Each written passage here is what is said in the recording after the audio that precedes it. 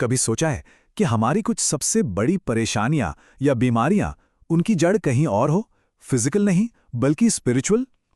आज हम art Matthias की एक किताब बिब्लिकल फाउंडेशंस ऑफ फ्रीडम, उसके कॉन्सेप्ट्स को समझेंगे। ये हीलिंग को एक बिल्कुल अलग ही एंगल से देखती है। तो ये सब शुरू होता है ऑथर की अपनी कहानी से। एक ऐसी कहानी जिसमें काफी निराशा थी। वो एक ऐसी गंभीर बीमारी से जूझ रहे थे जिसके आगे सालों की प्रेयर्स सब बेअसर हो रही थीं, कुछ काम नहीं कर रहा था। और यहीं से इस पूरी किताब का सबसे बड़ा सवाल निकल कर आता है कि एक इंसान जो पूरी आस्था रखता है, लगातार प्रार्थना कर रहा है, वो फिर भी बीमार क्यों रह सकता है?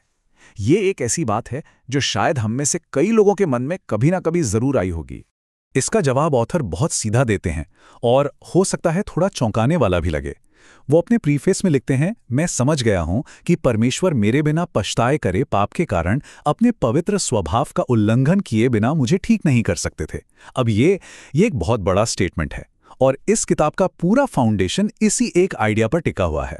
तो अगर प्रॉब्लम अनरिपेंटेंट सिन यानी बिना पश्चाताप किया पाप है, तो इसका मतलब क्या हुआ? किताब के मुताबिक ये हमें एक बड़ी सच्चाई की तरफ ले जाता है कि हमारी जो लड़ाई है वो सिर्फ अपने अंदर नहीं है, बल्कि एक बाहरी स्पिरिचुअल दुश्मन के साथ भी है।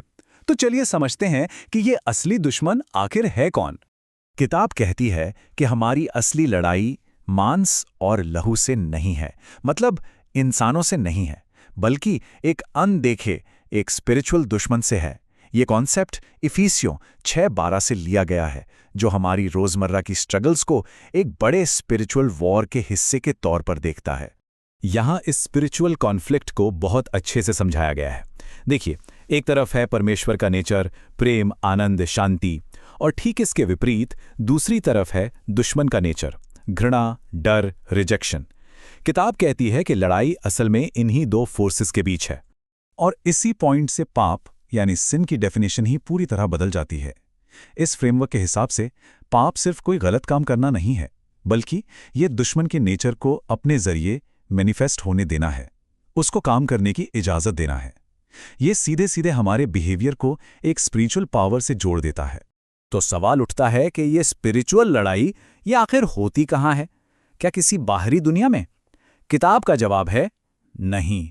ये लड़ाई हमारे अपने मन के अंदर, हमारे माइंड में लड़ी जाती है, और यही चीज इसे इतना पर्सनल बना देती है।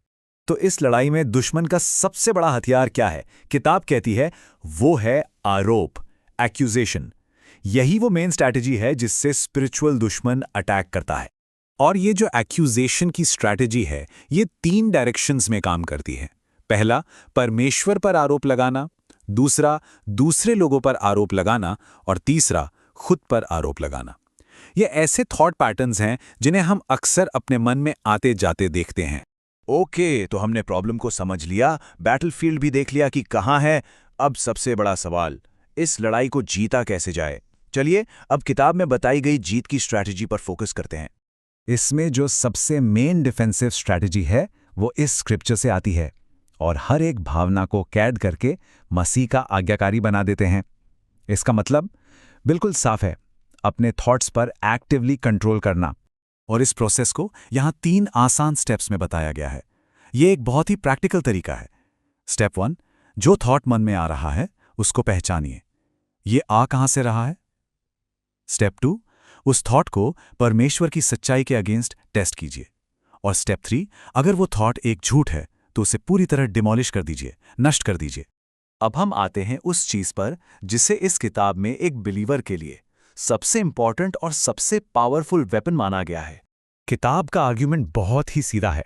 जब हम किसी को माफ नहीं करते तो हम स्पिरिचुअल दुश्मन को अपनी लाइफ में इंटरफेयर करने का एक लीगल राइट दे देते हैं, एक तरह से एक दरवाजा खोल देते हैं। इफिसियों 4:27 के बेसिस पर यह बताया गया है कि माफ ना करना कितना खतरनाक हो सकता है।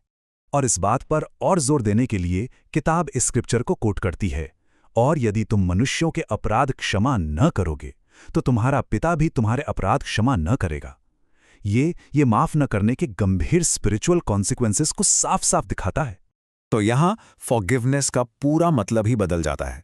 इस फ्रेमवर्क के हिसाब से हम दूसरे इंसान के फायदे के लिए माफ नहीं करते, बल्कि हम खुद को एक स्पिरिचुअल बंधन से आजाद करने के लिए माफ करते हैं। ये अपनी खुद की आज़ादी के लिए उठाया गया एक कदम है। तो चलिए अब वापस वहीं आते हैं जहां से हमने शुरुआत की थी, ऑथर की बीमारी पर। देखते हैं कि इन सब प्रिंसिपल्स को अप्लाई करने का आखिर नतीजा क्या निकला। नतीजा, किताब बताती है कि जैसे ही ऑथर ने अपनी लाइफ में अनफॉरगिवनेस और डर जैसे इश्यूज से डील किया, उनकी सालों पुरानी बीमारी वो पूरी तरह से ठीक हो गई। और यहाँ पर इस किताब में जो प्रॉब्लम सॉल्यूशन का सर्कल बताया गया था वो पूरा हो जाता है। और ये पूरी चर्चा हमें एक आखिरी, सोचने पर मजबूर करने वाले सवाल के साथ छोड़ जाती है, जो इस किताब की कोर आइडिया भी है। क्या हो अगर हीलिंग का रास्ता सिर्फ फिजिकल ही ना हो, बल्कि स्पिरिचुअल भी हो?